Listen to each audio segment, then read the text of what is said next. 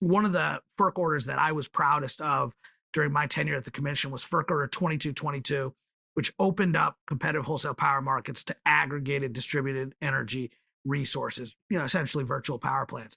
I've been frustrated to date at how slow kind of adoption of these policies has been in the various RTOs and the ISOs.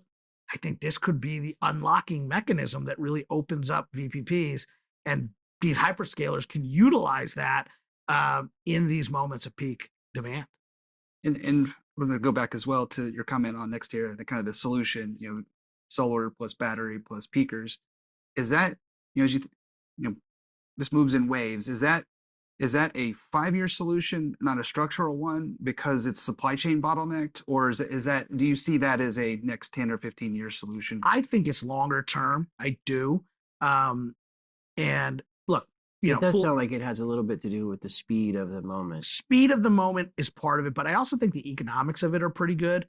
Yeah, that's really what I was trying to sort through. Is it a supply chain comment, or is it an economic question? Look, I'm a conservative. I worked for Mitch McConnell. I was appointed, chairman of FERC by Donald Trump.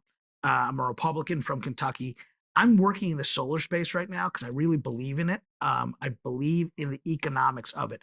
The big 2 knocks on solar that I have faced throughout my time in government, my political career, were concerns about intermittency and reliance upon tax incentives and subsidies, right? I think both are being addressed. I think as we are seeing growth in the deployment of batteries, we're seeing higher attachment rate of storage and solar.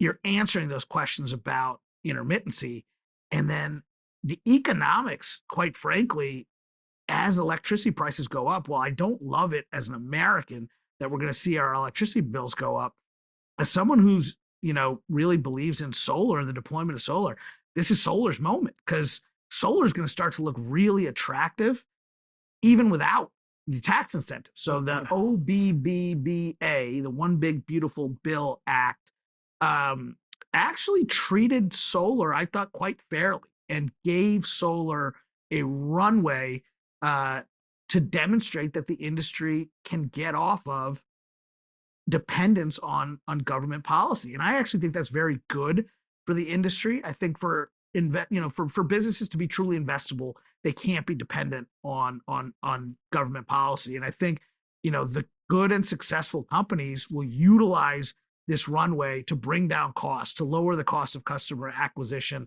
and to demonstrate that they can be successful without the tax incentives.